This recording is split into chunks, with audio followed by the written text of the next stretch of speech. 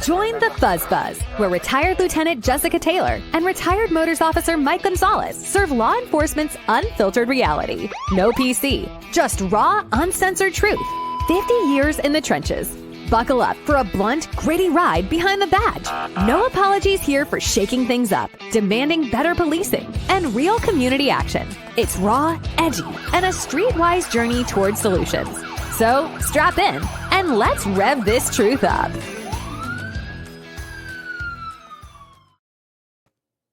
Mother of God. Maybe. I like that. The title of this episode is Maybe It'll Work, Maybe It Won't. And maybe it won't. Folks, let's just go over what we have been through in the last 24 hours. Well, first let's start by, on my birthday last year, Mike bought me this big, beautiful 100-watt CO2 laser for my birthday. And it is sitting right here to the right, but it is massive. Okay. Next to that is our podcast studio. More like a podcast table. Table. We sit across from each other. But it takes up a good amount of space. Right. So anyways, I get this laser and I am just obsessed with it at the time. To the point where she stopped podcasting. To the point where I stopped podcasting. Because the shit that you need to run the laser, which is wood and acrylic and you just need working things, space. and you need working space. So the whole podcast studio, I had pretty much kind of just shoved it over and was just using it as a table. A craft table, not a pod table. Right.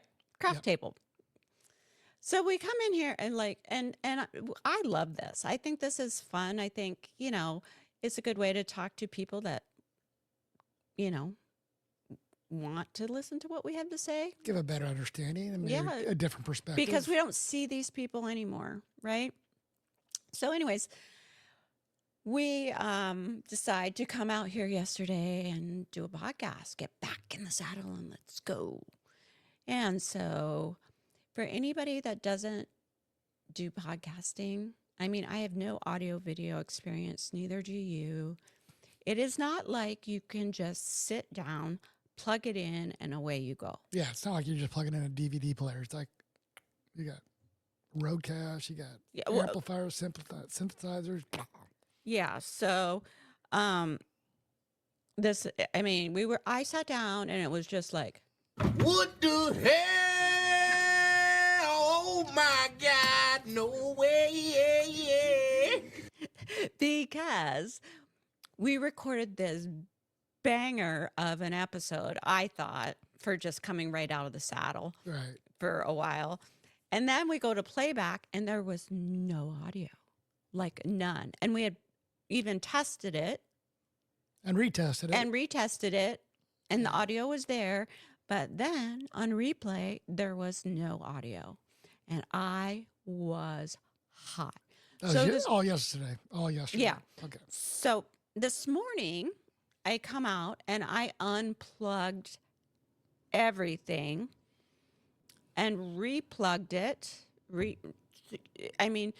Podcast studios, there's 8 bazillion wires going freaking everywhere. I've got 3 monitors. Mike's got 2. We've got a Rodecaster. We've got high-end mics and lights and blah, blah, blah, blah, blah, blah, blah, blah. Right. And so I unplugged it all and replugged it all back in. And we're just hoping that this goes through this time. We did test it. We did. So we ran another half show and screwed it up. We ran another half show, somehow screwed it up. But it played back, so we'll see. So we will see. So bear with us if it doesn't come out. We'll try again, not today, but another day. So, well, on top of that, you haven't really crafted in 2 days now either. So yeah, and I don't like that. Right. I mean, that's what I do these days is just craft. I mean, everything I know, which isn't a lot, right? I know police work, and now I know all these things that I have taught myself. The laser, how to set up a podcast studio, and crafting. I've taught it all myself through YouTube. And so away we go. And that's how we got here. So My advice to you guys, and I know there's a lot of people out there starting podcasts because it is the thing, you can skirt around all the censorship, and so That and who listens to mainstream media anymore? It sucks. nobody. It's a lie. It's a lie. So you just practice, and just YouTube the shit out of it. That is my best advice for you. So, anyways, so the other night, what did we do? We went to what we have been doing a lot of. I mean, wouldn't not say a lot of, but we make it, at least once a couple months or once a month. Mm-hmm. It's a new fad, virtual reality escape rooms. Yeah. So we went to the escape room with Penny and her son, Austin, and his girlfriend, Brielle. And we went to, well, do you even know what the name of that one was? Yeah, I didn't know. It's something to do with pirate ships and fish. That's all I know. Yeah. And there we are. And we did it without using any hints. Right. Yeah, that's true. We didn't use any hints. And we had 10 extra minutes left. Yeah, but we also got lucky because poor Brie, her headset, that's why she has a sad face. She's got the sad face, frowny face, because her headset kept. And her goggles.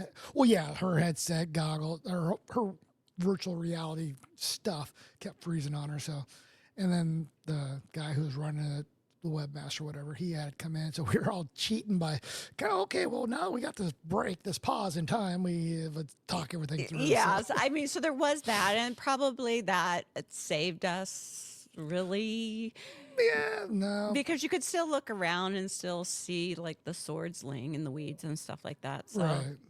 And it gave us a chance to talk about strategy, next step, and what we're working on. So, well, it gave you and Austin really, because the three of us are like, what the fuck? Well, Jesus, it's like everybody talking at once. It's like you're saying, it's like it's a virtual reality room, and here we are trying to step over stuff and around stuff, and we're bumping into each other. It's like, well, shit, just walk through that box.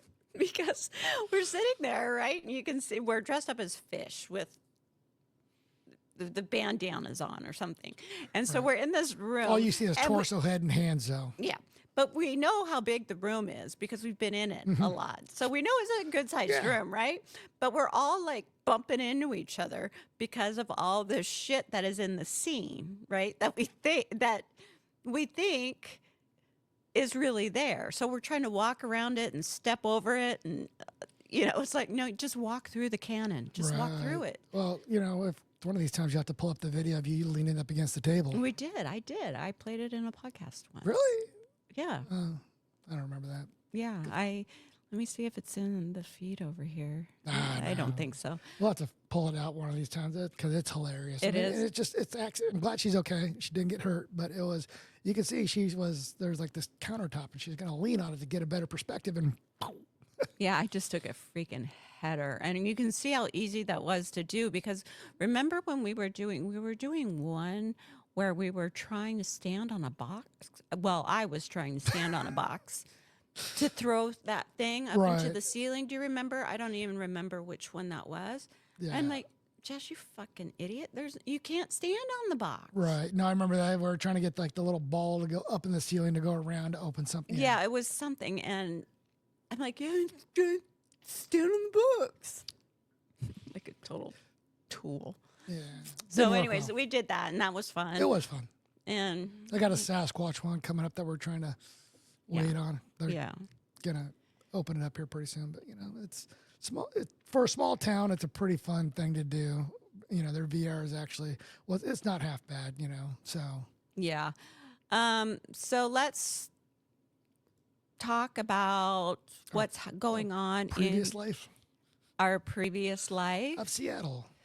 Well, first, let's just cover a few things that we haven't talked about regarding, well, at least in this recording, probably in the last 5 recordings we've done over the days, we've talked about it, but you had shoulder surgery, major shoulder surgery, and you are still not fully recovered from it.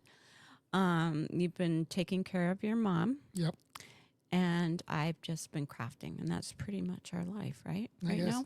Yeah, you're fully retired. I still think I'm just semi-retired because I'm not sure, it's not about, just something to do. But mom's keeping me pretty busy, which is Yeah. okay. Yeah. So let's talk about this. We have this is New York Post. We have the corny love letter that got the Seattle police chief fired over scandal with underling revealed. Now, I've been in the New York Post before, and I didn't get any kind of I didn't get a headline like this. Would you want to have a corny headline? No, but I'm just like, wow, man, that's brutal. Brutal. Right. Well, sometimes the shoe fits. Right. You do. Well, they do dumb shit, get dumb titles. So what is your opinion on that whole thing?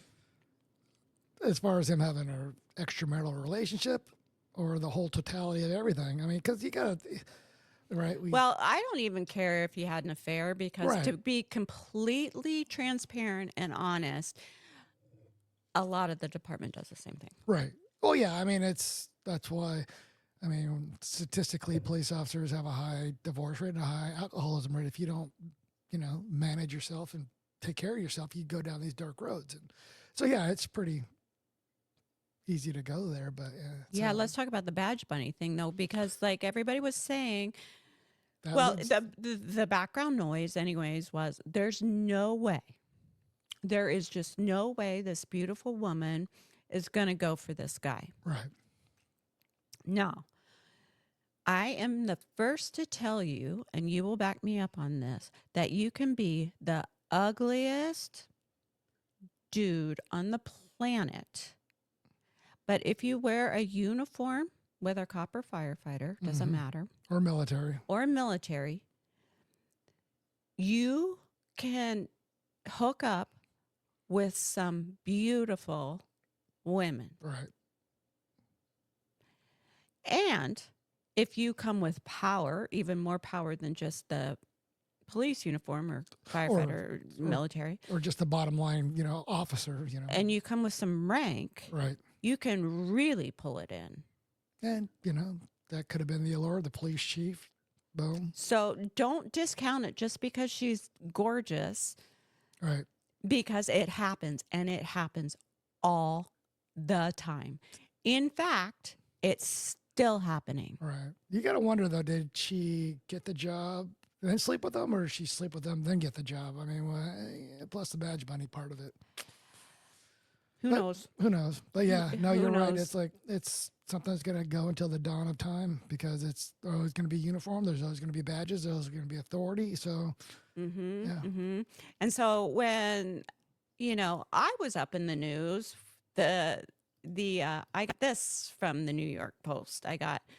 Oh, that's the same one. Yeah. Whoops. Your corny love letter. What corny? I didn't know about a corny love letter. No, that's not. Let's see. Is this the same one? Let me remove this one. That's not the one we want. We want this one. Come on, I let you out of know. practice. I know. I'm so out of practice. I'm so out of practice.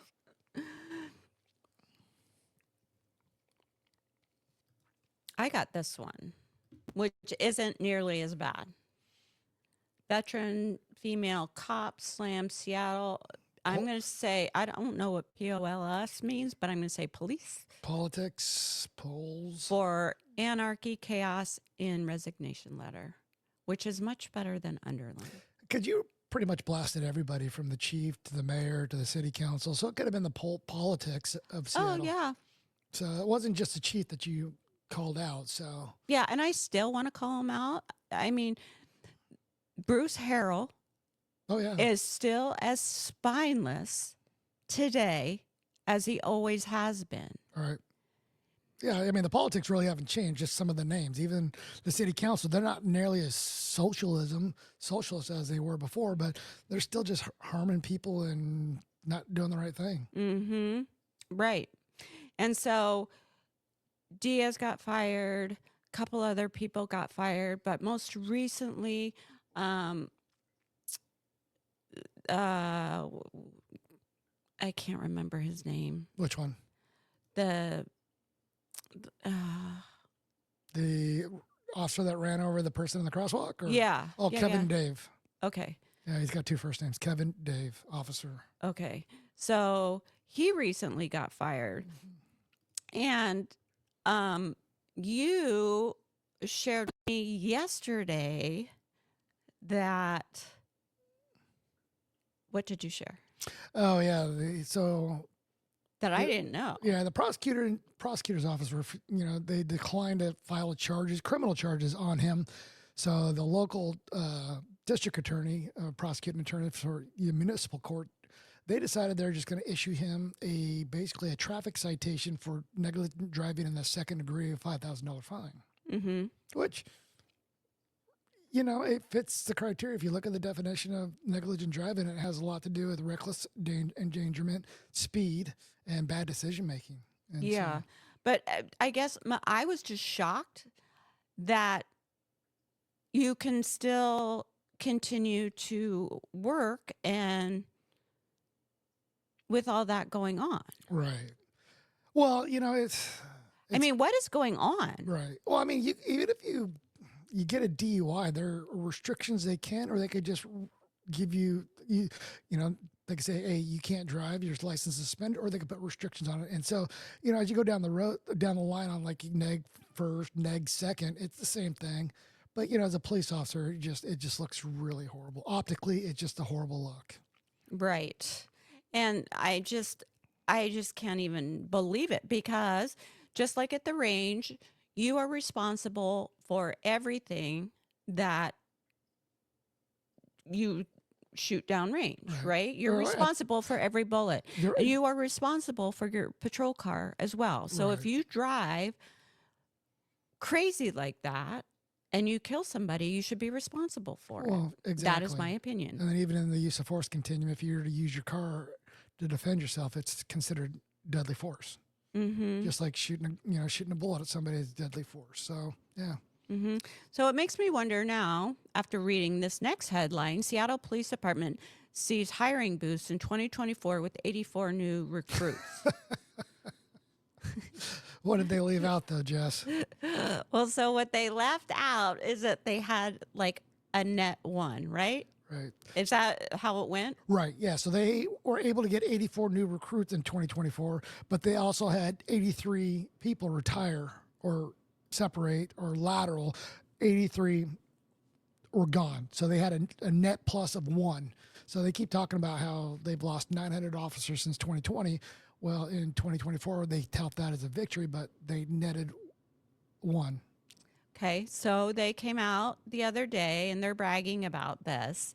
And then they also just, because this is the new thing, I guess. I don't know, but they loosen the hiring standards. Yeah. You can take the physical test at home. You can take it at home. Right. I don't know exactly what that means. Right. I'm hoping there is more to it than just the honor system of like, oh, yeah, I took it and I passed it with flying colors. I hope there's some checks and balances of somebody holding them accountable, right? I just don't think so. Right. I don't know how that works, but seriously, the DEI thing is crazy. Right. And it's everywhere. It is so prolific that it is taking down everything. In fact, Amazon announced that they're just getting rid of it, or at least changing their policy or something in Seattle. I mean, that doesn't happen in Seattle, but because it's not working, right? Yeah. You're seeing that, especially now. Across the board. Across the board. McDonald's, Walmart. Yeah, LA. Yeah, Walmart and McDonald's is canceling and stopping all the DEI stuff. Yeah. But LA, they might after this fire. I don't know. Yeah. So the LA, horrible situation. Right? They have, it's a absolutely horrific situation. So they have this DEI hire mayor who appears to be completely worthless. They have a female chief and then this deputy chief. And the deputy chief, a video of her resurfaces within the last couple days, and she gets thrown back in the spotlight as she should. And this is a absolute, you know how I feel about DEI. I think the best person for the job, period. If you're a white male and that's you, then that should be you. If it's 10 white males and that's you, that should be you. Right. I don't give one flying fuck if you're black, if you're white, if you're female, if you're gay, or you're whatever. It's whoever is best for the job. Right. Period. Get rid of the good old boy system and just do it off of merit for the person in front of you. Period. Period. Yeah. So this clown shows up, resurfaces in video, and she's the deputy fire chief for LA of this monstrosity, disaster, horrific situation going on in LA. And I can't believe it. Here we go.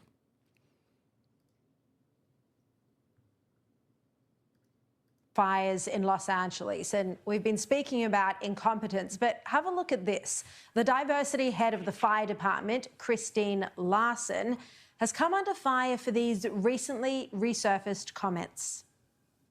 Is she strong enough to do this? Or you couldn't carry my husband out of a fire, which my response is, he got himself in the wrong place if I have to carry him out of a fire. Okay, what? Yeah. I mean, imagine if, as a police officer, I said, well, you got yourself into the DV situation. Why do I need to come rescue you from that DV situation? What? That's your job. You know, and nobody puts themselves in that situation intentionally. Well, some people do, but in a lot of instances, no. And it's our job to go and handle that. So, And so, you know, if you are not capable of hauling a guy out of a fire, right. you have no business being in that job. That's how I feel about it. Yes, exactly. And just because you have the right skin color, or you're the right sex, or you're the right this, no, I am so opposed to this DEI bullshit that it just makes me seethe. Well, you know, and the flip side of that, it makes it that much harder for the next woman who comes along and who is deserving and capable of doing that job, because now everybody's gonna be like, she a DEI hire also, you know, and you worked hard to get to where you are. Most likely, yes. Right, but I'm just saying that there are women out there that do it the right way, and they deserve what, you know, the accolades and the position. And so now it makes it that much harder for a woman to be taken serious for the job that they're capable of doing. Agreed. So we talk about DEI all the time, and now, you know, they're trying to change things, and we've got Pete Hegseth, right, who is coming up. You know, Trump wants to appoint him for the Secretary of Defense, and he's running through the committee right now. And you've got all these DEI hypocritical senators who are on the Armed Services Committee just going after this dude. And I am so, after watching this video, or the videos of the hearing, I'm not so sure that you should have a female on the Armed Services Committee. After watching this,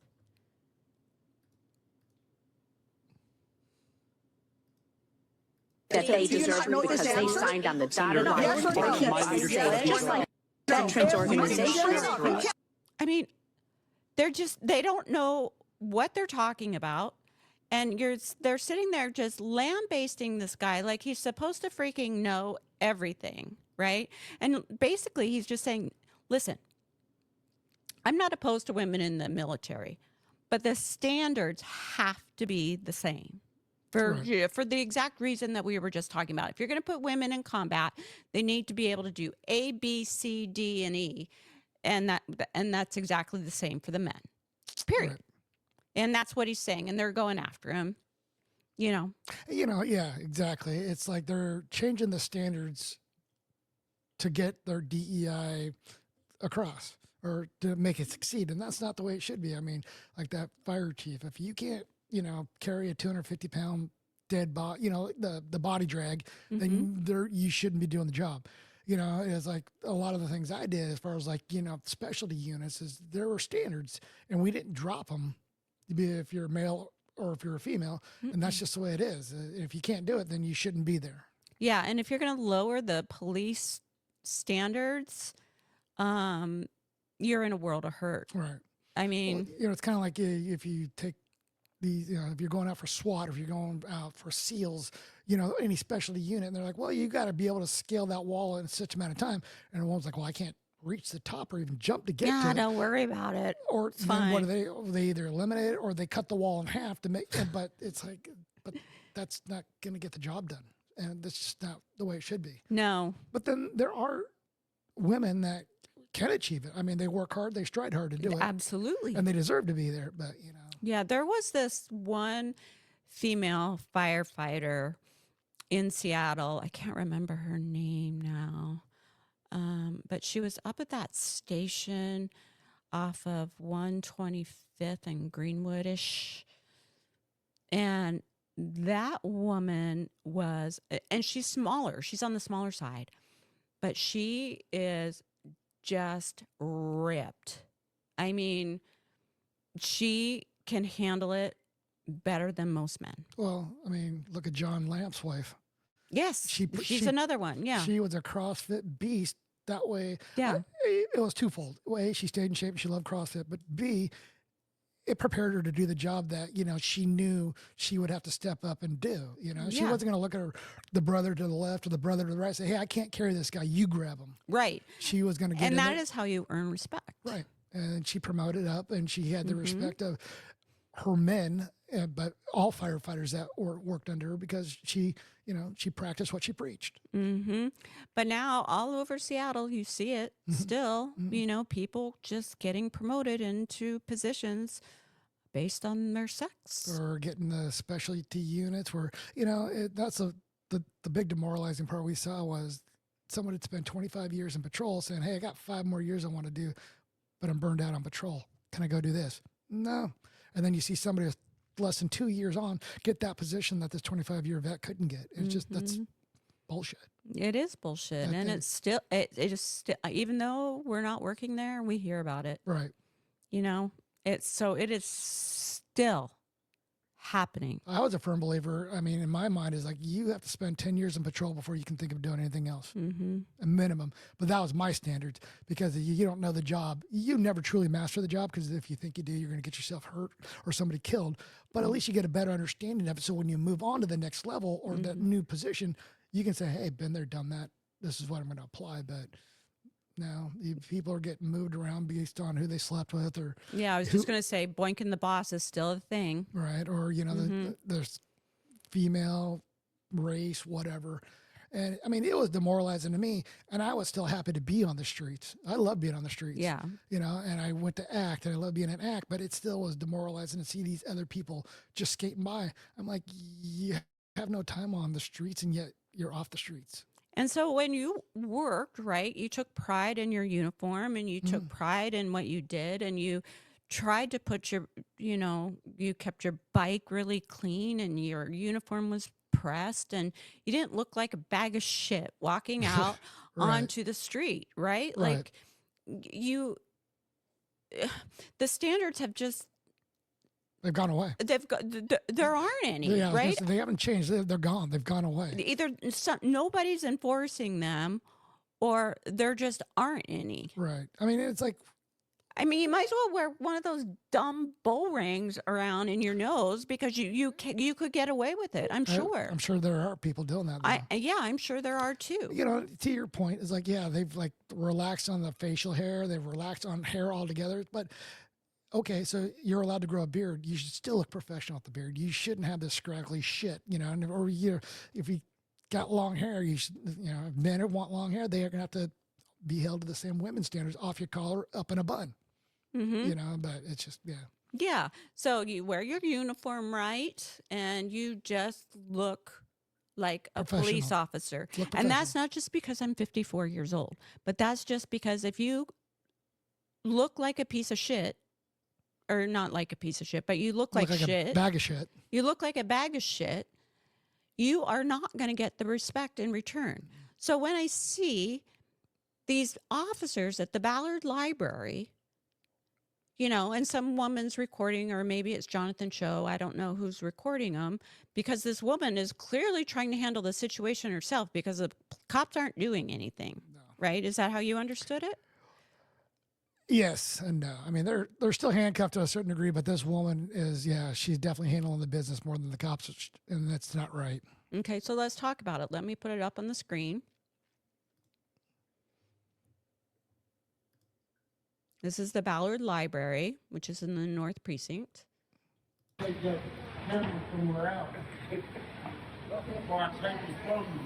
Oh, really? Is that a threat? Is that a threat? Well, guess what? Some of us moms want our story time back for our kids. And this is a library? No. I pay taxes for this neighborhood. Excuse me? I'm a gang stalker? Are you admitting to being gang? Oh, you're gang, huh? Wake up. We want our story back, losers. If you're going to threat bodily harm, you're in trouble already. I'm a mom. I can tell. Yeah, this is my library. This is my library too. Don't fucking sleep in front of it then. Nope. You need to leave. No, you need to leave. It's wake up time, buddy. No. Yeah. You need to leave. No. I'll come to your house. I'll look to your window. Okay, that's a threat. Did you hear that? He's going to come to my house. You're going to come to my house, to my window. That's a threat. That's a threat.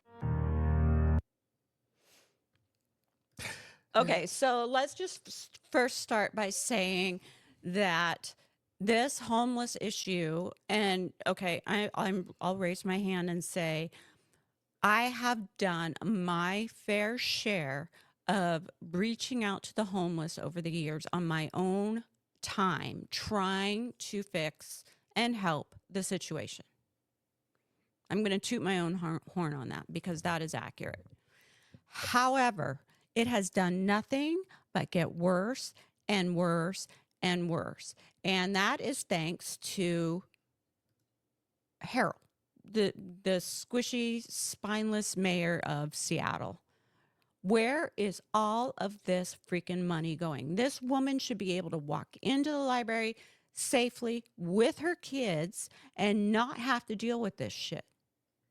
The library belongs to all of us to use for library things. Well, yeah, a library or any business, anything that is open to the general public should not be obscured, blocked, or, they should not be in fear of walking next by somebody to get in there because they're homeless, sleeping there. I mean, I'm not all homeless people are dangerous, but there have been mentally ill or high as a kite ones that then assault people who get too close.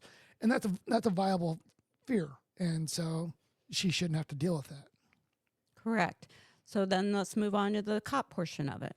Okay. So we're at this. Now, these are people that we know and we used to work for or work with, yeah. Not work for, but work with. And I'm not going to say their names, of course, but if you're pissed at me after this, just know I don't give a fuck. Okay. Right. Just know that I don't.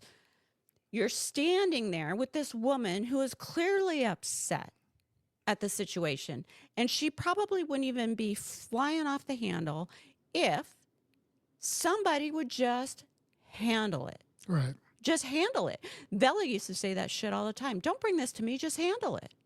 Just do something, right? So they're standing there, not only with their hands in their pockets and their hands tucked in their vest, which is a total no-no. Officer safety issue, but you've got one, back to the standards, who's wearing his hat backwards with sergeant stripes on. Right. Again, unprofessional. I mean, I was always told at my football coach in college is like, if you're going to wear a baseball hat, you're going to wear it like an athlete. If you're not, then I'm going to take it off your head. And that's not an athlete looking wear. And it's not a very professional look either. For office, especially of his age. I mean, if he's like some 22-year-old snot nose thinking he knew it all, running around with his hair on fire, you'd be like, all right, you can, the picture matches a person. But again, if you're still doing that, you are way too immature to carry to be a cop. Period. Right. To carry a gun and a badge and enforce the Constitution, But right? I would expect a 25-year-old thinking that's cool, not somebody in their mid to late 40s. Yeah, or however old he is, I don't know. But anyway, so he's got his hat on backwards, and I personally am not opposed to wearing your hat backwards. I am. I know, I am not. But on duty, you look like trash. So you're opposed to it on duty, though? Oh, I am Okay. 100% on duty. All right. Yeah, Well, no. Okay. No, Well, no, you no, just no. said you're not opposed to it, but yeah. I am. I don't care in public if people wear their hair. I don't think it on your looks horrible. personal time. Yeah, Right. you know, Okay. do what you want. But on duty, no. You're lucky. We are super lucky because it came down while we were still working there that we got to the point where we didn't have to wear the 8-point hat anymore, and we could wear the baseball hat. But now you've got people doing this. Right. Because when we came on, only people that could wear the baseball hats were people in traffic or in specialty units. Mm-hmm. If you wanted to wear a hat in patrol, it had to be the 8-point or nothing. Right. I remember that. Yeah. So, you know, I don't know. I do not know what's happening there. I think maybe they've just gone, you know what, fuck it. Let's just not even, if you want to wear a bullnose ring, do it. If Right. you want to wear like, Well, you know, I mean, even looking at their posture and their demeanor. yeah. I mean, I know they've been neutered, you know, because of the policy changes. But to me, and you know, if you don't like this, you can come at me. I don't care. It looked like they just didn't want to be there, and they just did not care one F about this woman's concern. It was kind of like, okay, let's just get this homeless guy moved on. No, it's like, you know, address her concerns. That's what we're there for. Mm-hmm. And they, you know, and he was coming over, and you could hear him say, "Hey, can you do me a favor?" And He was trying to shut her down. that's what I was going to say. Is he was going to say, "Can you do me a favor by being quiet? We can move him along quicker." Because if you're going to antagonize him by talking to him, he's going to stay. It wasn't a matter of him saying, let me address the threat that he just said he's going to come over there or he's going to come over to your house. It was like, if you stop talking to him, we can move him along. And that's just the wrong answer. The whole thing, I mean, it just looks bad. Right. And to put a final cap on this is, unfortunately, that's what city policy has dictated these officers. They can't, you know, the homeless are going to be a protected class here come this year. You know, Olympia is going to make them a protected class. Well, they already are, actually. It's You know, misdemeanor. the city already does. So it's like they're limited in what they can do because that homeless person camping out in front of the door of the library has more rights than the woman who lives in that neighborhood and wants to bring her kids and pays the taxes to operate that library does. It's sad. It is sad. And so Bruce Harrell came up with some big, stupid plan. Jason Rance wrote about it. Again, throwing more money. Right. And what did you call it? It's akin to what? It's akin to the military-industrial complex. I Right. call it the homelessness industrial complex. Right. Where you just throw money at it and it never gets any better. But you just gotta- all this money just goes poof. But you need to perpetuate the war for the industrial, and you need to perpetuate the homelessness so you can keep that money coming. Yeah, the military-industrial complex and the perpetual wars, it, you know, makes all these Lockheed Martin and all those companies tons and tons and tons of money. And the politicians. Yeah. And it's the same with the homeless issue. Right. It's not going to get any better. Seattle spent some $100 million on homelessness last year, and yet What do they homelessness- have to show for it? yeah, the percentage of homeless people has only grown. Yeah, and where's that money? Right, exactly. Where is literally, like, where is it? They didn't build any tiny homes. They didn't, you know, buy any motel hotels and convert them. So where did it go? You're right. Good question. Yeah, I mean, it's worse than ever. Businesses are shutting down and moving out all over the place. And now you're raising taxes and you're raising minimum wage and you're just driving everyone out. Right. Well, hell, shit, they drove Jeff Bezos out of Seattle and the state of Washington. I mean, it's bananas. Right. But yeah, So- right. The homelessness is they're not fixing it. It's not getting any better, but yet they keep wanting more and more and more money. But where's that money at? I don't know. I really wish I knew. You know, with at least the military industrial complex, you know where the companies that those, you know, that all the money is going to. Right. And all For the most part. and all the politicians that are lucky in the stock market, you know that. Right. But with the homeless industrial complex, where is it going? Because it is millions upon millions of dollars. But you've got some cop showing up looking like a garbage bag. Right. I mean, I guess it's appropriate for the situation. But yeah, I mean, it's just like I said, from the baseball hat to their physical demeanor to their interaction, it's disappointing. Right. And I mean, I know that they're, like you said, neutered, and they're just, it's the more demoralizing there. Right. And I tell people myself, it's like I felt guilty for being this cop in Seattle. I was getting paid pretty good money, but I wasn't providing any services. Somebody would run up, say, I got this going on. And when you're telling them you can't do anything because they're not going to prosecute and it's just a waste of time, you're re-victimizing people. And that hurt me more than it hurt to not catch the bad guy when I was actually doing police work. It just, Yeah. And so this is what I suspect is happening. The cops there are just like, fuck it. We're just going to do whatever it is that we want to do. Because what are you going to do about it? Right. There's so little of us. You're not going to fire us. You're not going to suspend us. I mean, you're going to fire us if we do something major, but for wearing my hat backwards, you're not going to do anything about it. But that's the thing, though. As you said, they're going to get fired for trying to do the right thing or by taking action, but you can't get fired for not taking action. Right? That's exactly right. Take action, get fired. Inaction, hey, you live another day to collect the paycheck. And that's just the wrong attitude. And that's the way it is. And it is so wrong. Right. It is so wrong. It's bad in Seattle, but it's a epidemic across the country right now, and we got to change that. So yeah. So let's talk about this case. This is actually, I believe this was the New York one. I think. Let me see here. Let's just watch it for a second. Of an altercation between two men. It shows the moments just before one of those men was shot by police. The man shot was the guy who called the cops. With details from the Mott Haven section, here's Lucy Yang. A Ring camera captures the intense moment. A police officer opens fire. Immediately, she radios that shots have been fired, and the lobby fills with backup. But let's start at the beginning. Sunday night around 5:40, a 32-year-old resident of this building in the South Bronx calls 911 to report someone stealing his air conditioner. He doesn't speak English. A Spanish translator handles the call. Two female officers respond to East 148th Street. 44 seconds later, we're told one of them fires twice, striking the man in the torso. Authorities believe she shot the wrong man, the one who initially called 911 for help. Except officials add he was also holding this large knife. Why they don't send a Spanish cop? If they send a Spanish cop, maybe that's not happen. Investigators insist the victim did not drop the knife as ordered. A heartbeat later, he is shot.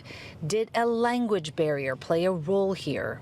One officer gave the male verbal commands telling him to wait, wait, wait, and also telling him to drop it, while also putting her hand up to motion for him to stop. Before police arrived, you can see the victim in the courtyard with the knife trying to confront the suspected thief. Moments later, the victim would be rushed to the hospital while the other man escapes. We're told the victim is from Mexico and sold flowers and vegetables here. Thankfully, the hospital is only a block away. He's now listed in stable condition while the investigation continues. In the Bronx, Lucy Yang.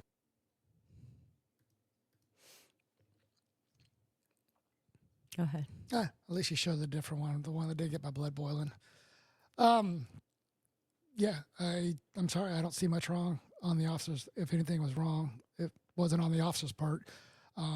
Whether there's a language barrier or not, it's pretty universal what a police officer looks like. And policia and police are pretty damn close when it comes to Spanish and English. Unfortunately, you came out with a knife. And if the suspect was outside, then why do you need to go? Yeah. And, plenty of universal stuff was demonstrated. Drop the knife, hand wave, stop, police are right in front of you. You come at them, and unfortunately, she felt she had to do what she needed to do to keep herself safe. And you can tell by her reaction, she wasn't ready for that. And she didn't want to do that because it was pretty traumatic for her by the way she was, communicating on the radio. And I feel for her. And I feel for the victim that was shot, but it's like, stop, you're safe. You don't need to keep. And so what are your thoughts? Well, so it is not my job in the United States of America to speak your fucking language. Right. I'm sorry. It is not. I don't go to, it's convenient that wherever we go, somebody speaks English, but I don't get a case of the ass if I get there and you don't speak English. That is not, I'm in your country. Right. This is the way it is, right? So if I'm in Mexico and I don't speak a lick of Spanish or English, no, Spanish, sorry, and the police show up for whatever reason and they're dressed in their police uniform, I know that even though my ass doesn't speak any Spanish, that they are the police and that I probably better do what they're saying. If I'm holding a knife, it's going to be freaking obvious to me that I should drop the knife. Right. Or stop or whatever. Yeah, I'm pretty sure if somebody puts their hands up like this, it's like, okay, they want me to stop coming towards them. Okay, so, hate me again all you want. I don't care. Now, having been to New York, everything is tight and corners and there's no wide spaces. There's nowhere really to retreat to. Yeah. There's no... They maximize their space. Yes, and we got stuck in a hotel room and it was on the website, it looked amazingly huge, and we get in there and it's like bougie, one of the bougie boutique. It was bougie, yeah. But you could barely even turn around in there, right? Well, even like the bed we had, it went from the headboard was on one wall and the feet were on the other wall, and we had a window to the exterior on the third side of the bed. Mm-hmm. That's how small the place was. The shit there is small. And it is tight quarters. So you round that corner and we can't see the dude. I'm sure it'll come out on body cam or whatever, however close he was. But, it happens, right? It's unfortunate and I'm sorry that it happened, but on the surface, it looks justified to me. And I'm sure that he was coming right off the stairs as they're, that last step or the second to last step as they're hitting the staircase.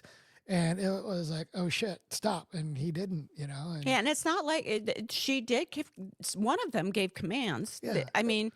Wait is still a command of like, stop, it wasn't, so. Yeah. And they were dressed appropriately. There's no mistaking that they weren't the police. Right. But again, it is not it sucks, but it is not. It is not in my job requirement to learn your language. Right. And we already do that at the DMV. Right. We offer like 800,000 languages for this damn test. For their driving test that they're going to have to like go out on the road that's all in English. Yeah, makes no sense. But, we've talked about it. It's like, I can't expect to go to another country and they're going to bend over backwards to accommodate me because I don't speak their language. Unlike they think we should do here in America. Again, probably part of the DEI, yeah, and bullshit. You're just a racist. No, I'm not. I'm an American. Right. In my own country where we speak English. And I'm sorry, too, if you're confronted the way she was, that's a split-second decision making. I'm sure she wasn't thinking, okay, I'm going to say alto in Spanish because that means stop. And then I guess, no, you're like, holy shit, whoa, whoa, whoa, whoa. Yeah. But with a gun pointed at you and a hand up that says, as me, I don't care what language you speak or what planet you're from. If a gun's pointed at me, I'm going to stop, empty my hands, and just wait. Mm-hmm. So, it's unfortunate. So it is unfortunate. And on the surface, to me, it appears justified. Now, I don't have I haven't seen her body cam video. I don't, but just what. Even with the body cam, you get enough from the Ring cameras. Like, this was an unfortunate situation. It happened quickly, and they did the best they could in a split-second decision. Okay, now let's watch. I haven't seen this video. Something from Hightstown Borough, which I have no idea where that is, but these police officers do something amazing. So I haven't seen it, so I don't know how amazing, but how do you know it's even amazing then? Because I can read the title of the thing. Yeah, okay. So let's see it. Okay. You? Oh shit. She choking? She choking? Se está asfixiando, se está asfixiando. No. No, no. Relax. Tranquilo, no se preocupe, tranquilo. No se preocupe. Él no está bien. Take a look. She's breathing. Tranquila. Guys, stand back for a second. There's nothing in there, Ken. She's clear. Tranquila. Hold her upside down. She's okay. I think. Yeah. I think she... There she goes. I think she's good. She's good. Let's let out a cry, sweetheart. There you go. There you go. There it is. That's it. You got it. Can I just talk to you real quick? Yeah. I hear you did some CPR on that. No, it's just obstruction in the just right between the shoulder blades. I pushed her forward. Oh, okay. How many? So backwards, that kind of. Yeah, it's like I had her down and How in the many? back. With 3 or 4. Probably 4. There was like almost nothing until Kenny did the blows, and then it went down, and then that's when she started crying. So she did a good job. Isn't that awesome? That is awesome. Not to change the subject or toot my horn, but you remember when the neighbor?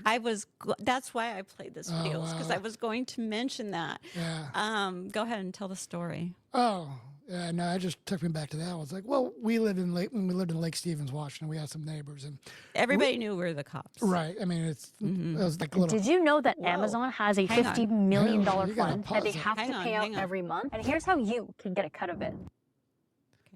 Yeah, so, it was like Copland up there at one time, but everybody knew we were cops. And we were just driving up, and we have this steep driveway we have to go up, and our neighbors had actually ran out of the house and met us at the bottom of our driveway, holding their baby that wasn't breathing. And it's a similar situation like that. And, very similar. And very, very similar. Unfortunately, we lived kind of on the cusp of the city limits of Lake Stevens, so when you called, we were county, but we'd always get the city.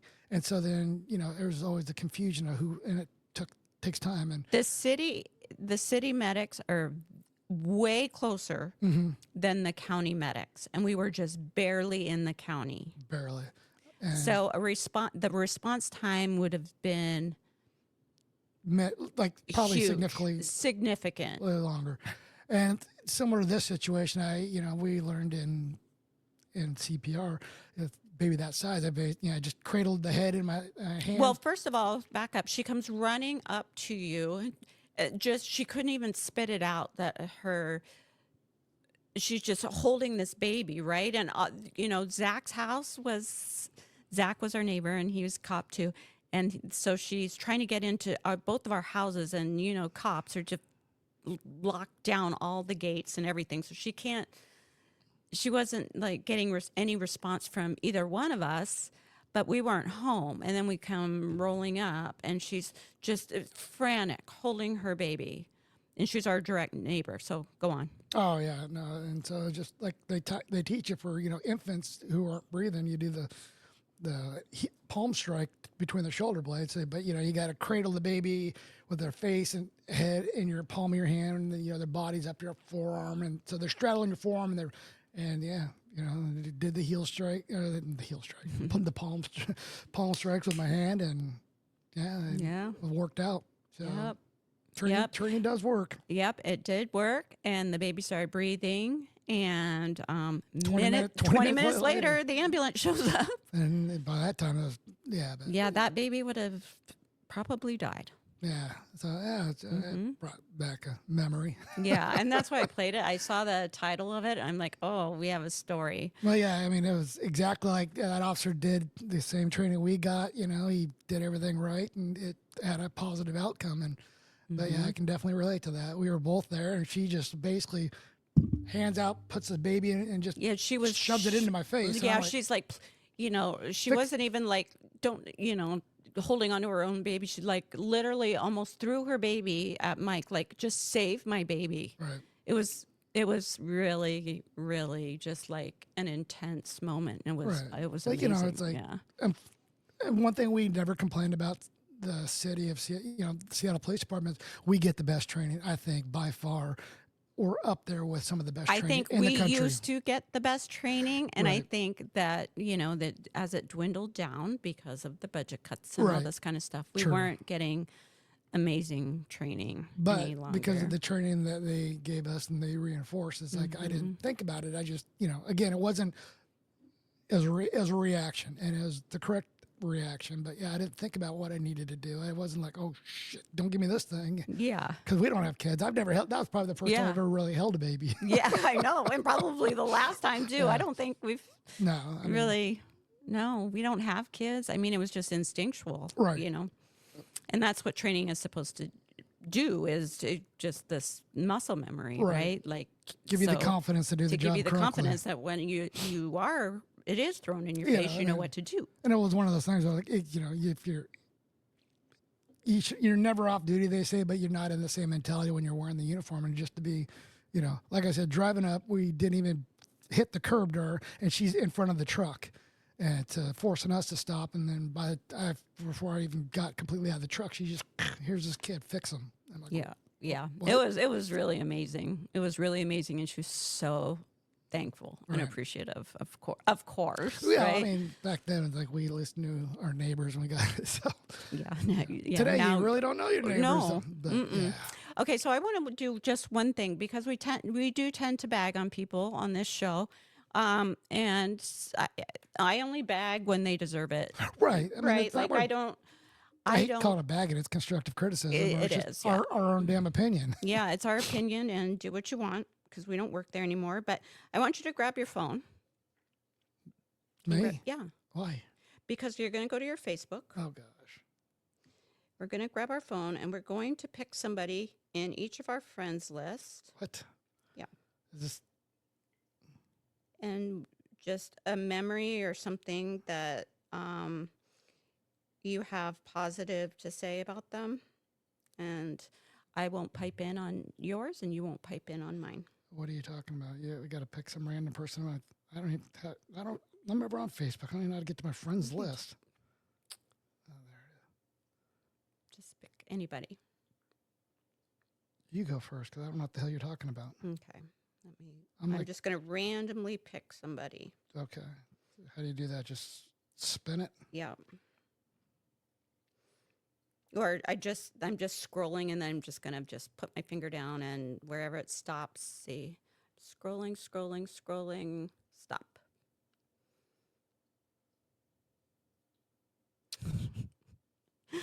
I landed on Cloyd Steiger. Okay, so Cloyd Steiger is an amazing detective. Well, he's retired now, but when I was new, he was in homicide, and I think he was in homicide my entire career up until he left. But he, when I came into this job, he was, I was very naive. Like, I didn't know what crack cocaine was. I had never seen dead body. We've talked about my very first call ever. And so Cloyd had become, at that time, just kind of like, he's seen so many dead people. This is just what it is. And, you just handle it like Vela. You just handle it. And so on my first real big homicide case where I almost got shot, Cloyd was there. And for my mental health, I really needed to see the inside of the scene. And for all the cops out there, you never go inside the inner perimeter until the detectives get there or whatever and do their thing, because you have to log in and log out and blah, blah, blah, blah, blah, blah, blah. And I'm like, God, I just really need to know. I've been here all day, and I just really need to know what happened, because my brain just can't process this. And so he let me in, and it was horrific as I thought it was going to be, but it at least allowed my brain to understand what I saw when I was seeing it, And so I really was appreciative because he didn't have to let me in there. I mean, it was a mess, right? could have just said, no, FNG, you're out, but he didn't. He let me in. So that's my memory, my very first memory of Cloyd. And then, of course, since then, we had many, many other calls. Bob, you? I fell on Jonathan Young. Oh, Jonathan Young. So for those of you that don't know Jonathan Young, he is a black man. Let's say he's not African-American. He's a black man. Mm-hmm. He might be one of the whitest black men you'll ever meet. And he laughs about that and jokes about that because, I mean, he's all about the MAGA and he is not afraid to share it. No. My first memory, I'll keep this short since we're hitting the hour mark. I was in FTO. And what we have to do is we have to kind of see as much of the department as possible while you're in FTO. And that I met him on my DUI night. So you have to go out with a DUI officer and process a DUI.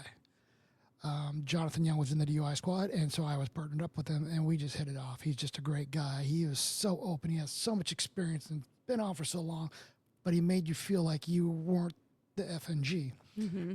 And so he's like, you want to see one first? Or you want to just jump into it? I'm like, let me see one first. Well, it was just a shit show.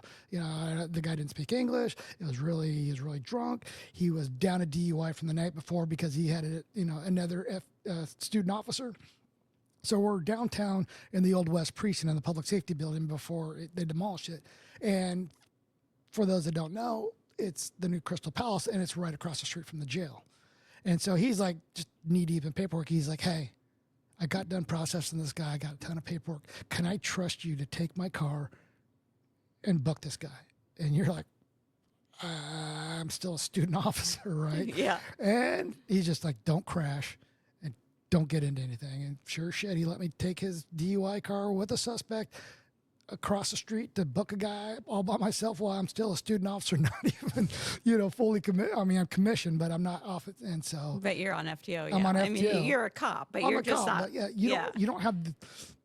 They're not letting you out roaming the streets by yourself. Right. At this You have point, the legal authority, but you don't have the department's blessings to be in a car by yourself on the streets by yourself. And he's like, can I trust you? I'm like, shit. Pretty sure you can. Yeah, I'm pretty sure I can get across the street. But this guy. But everybody knows Jonathan Young. He is an amazing human being. Right. Yeah. So, though that's a good one. Yeah. I thought it was pretty cool. It's like, take my car. Don't get in a wreck. Don't do it. Come right back. Yeah. Okay. So, you guys, that'll wrap up our podcast of Back in the Saddle. We are probably just going to be posting on Rumble, because we go down some conspiracy holes and we just get, well, at least I do. I have a big mouth and I just... Oh, yeah, but I mean, there's a lot of things we agree on that YouTube is going to censor because it's the leftist YouTube. Yeah, they're just communists. And so we will be over on Rumble. Rumble. So with that, peace out. Good night. Have a good one. Bye-bye.